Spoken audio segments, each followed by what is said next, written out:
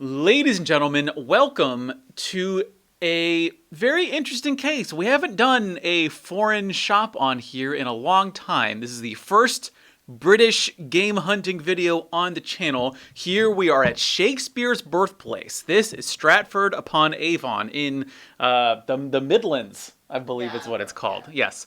So what we're going to be doing is we're just going to be running through the shop. I think they've got a couple of showcases and then also one on the outside. Starting out with here, a 20-pound official gray N64 controller with a couple of games. 20 pounds. Let's see. I think it's about $1.26 per pound right now.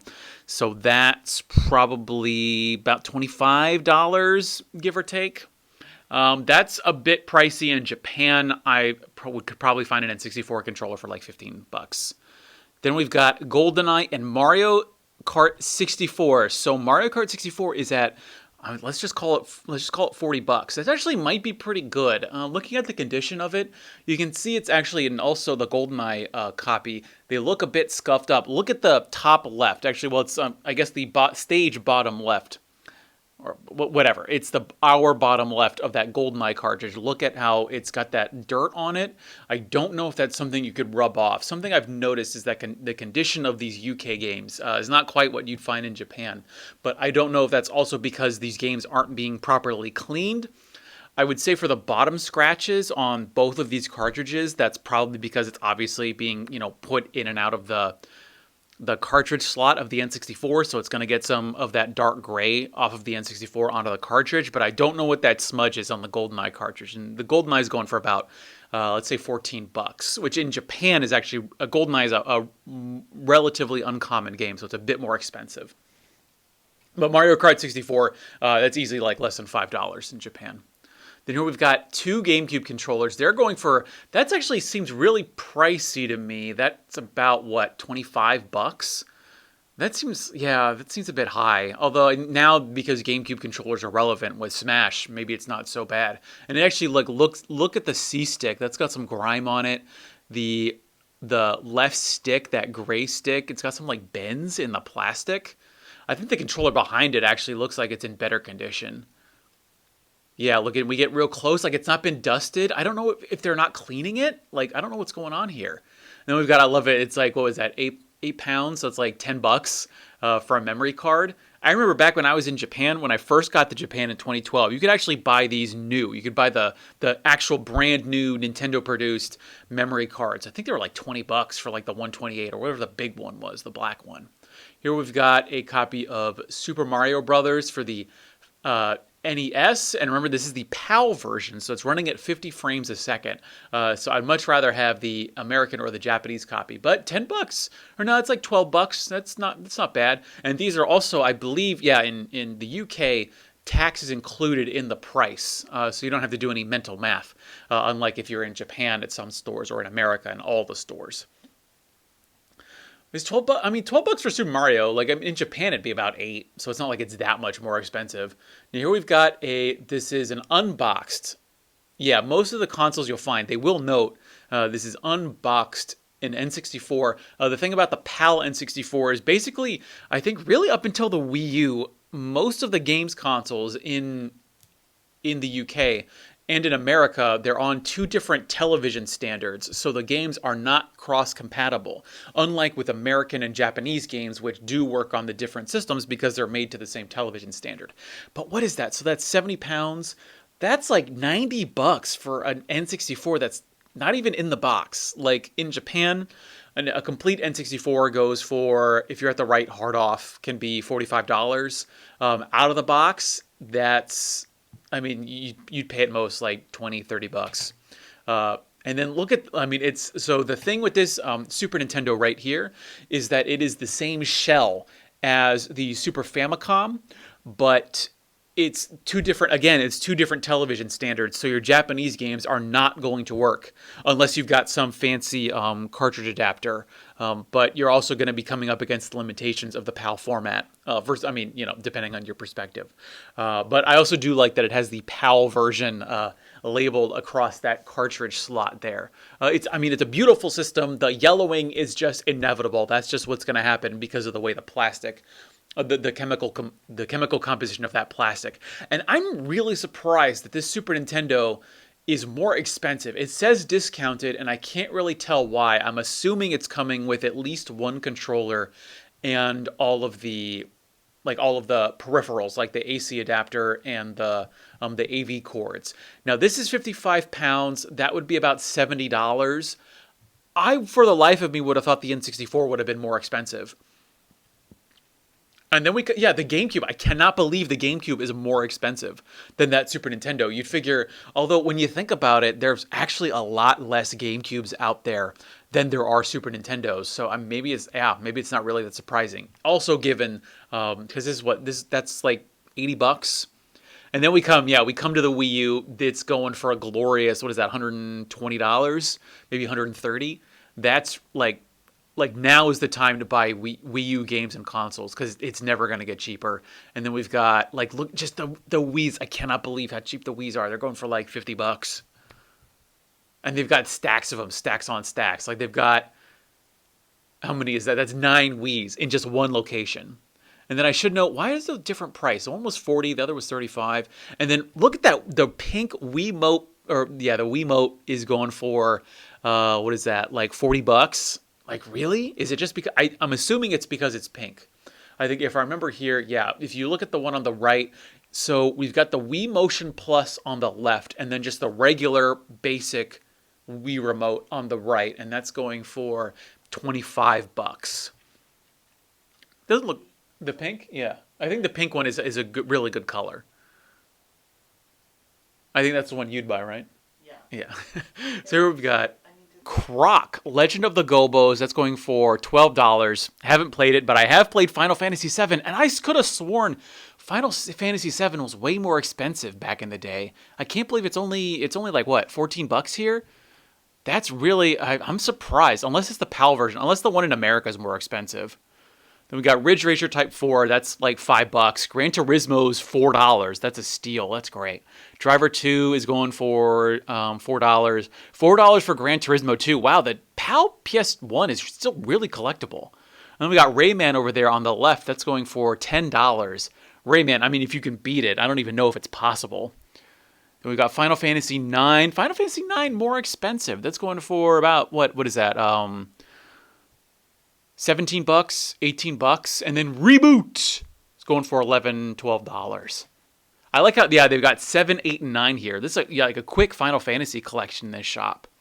Then we got Micro Machines for £8, Oddworld for 10, Bugs Bunny Lost in Time. Wow, that's really $17. I'm really surprised that Bugs Bunny Lost in Time is more expensive than Final Fantasy 7 or 8.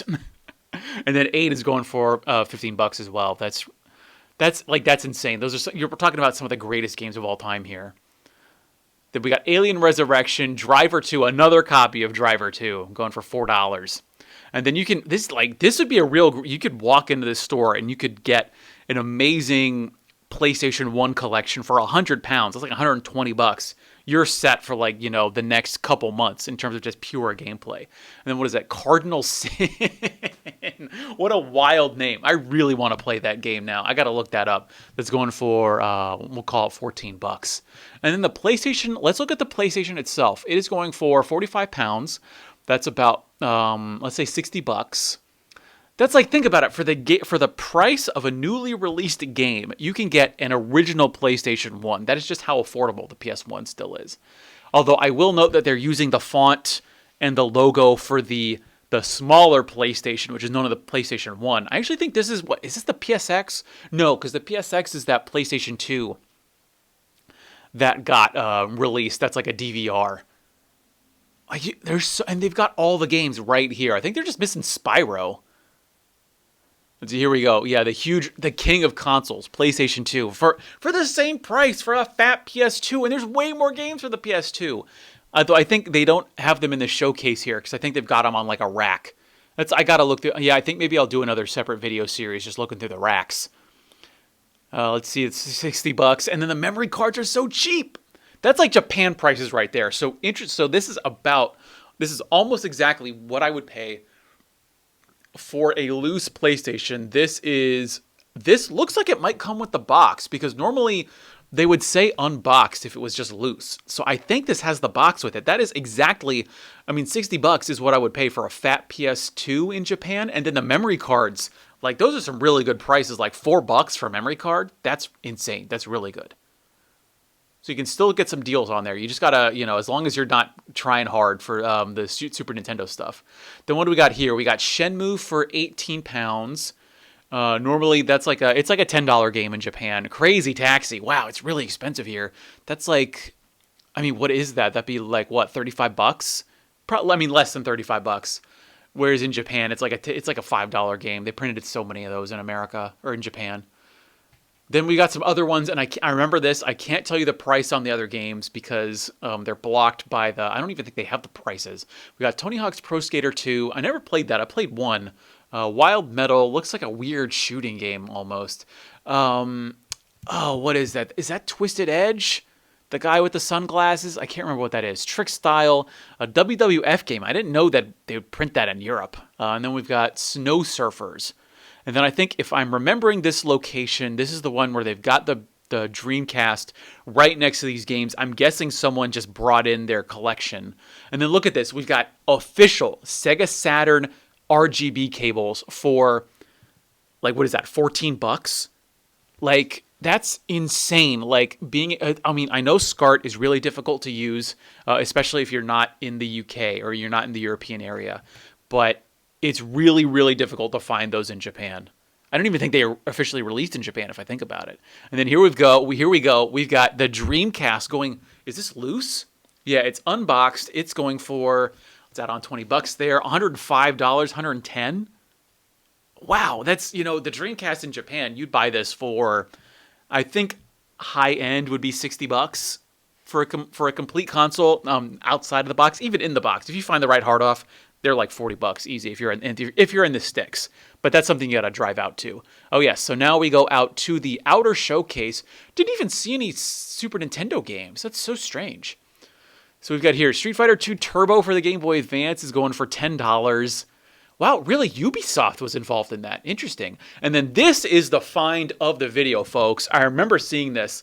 This is a complete, or at least it's got a box. I don't know if it has the manuals, but look at that. It is an original Game Boy for, oh man, I really got to think about that now. Plus another 20, maybe even 30. That's almost 170, maybe even $180 for a complete Game Boy. And actually, I think I try and, I remember filming this. I filmed this a couple weeks ago. If you look at that screen, it's actually in really good shape. It's got some like dust on it now, but you can just wipe that off with a microfiber cloth. This is in really good condition. You don't even find this in Japan that often. And also what I should note is that what's also really good about it is that the polarizer is still working on this. What is really plaguing Game Boy Pockets, and I think original Game Boys to a certain extent, is what you'll find, especially in the junk section in hard-offs in Japan, is you'll find these Game Boys that are otherwise in decent enough shape. But I don't know what exactly happens. There's this thing, it's almost like this film where it's between the screen and the diodes or the electrical components of the screen itself, and then the actual the plastic that goes over the screen. I don't know the science behind it, but when the polarizer is faulty or it's gone bad, I don't know what causes it. I think it might be unuse. So this happened to me. I had a Game Boy Pocket complete in box. It was in excellent condition. And I just, it's a Game Boy Pocket, so I didn't really use it for years. And then I pulled it out of the box one day, and it's got this big, black almost circle, like a whole filled black circle that's on the screen, and I've freaked out. I was like, what's going on with my Game Boy? It's because the polarizer's gone bad on it, and that this is still in the shape it is phenomenal, and that's why it's $170. I mean, Game Boys in Japan complete in box are really expensive, upwards of, I would say, $200 if you're shopping in Super Potato. You'd be lucky to find one for $100, maybe $150 in Akihabara, or even at a place in the sticks. But this is a superb find.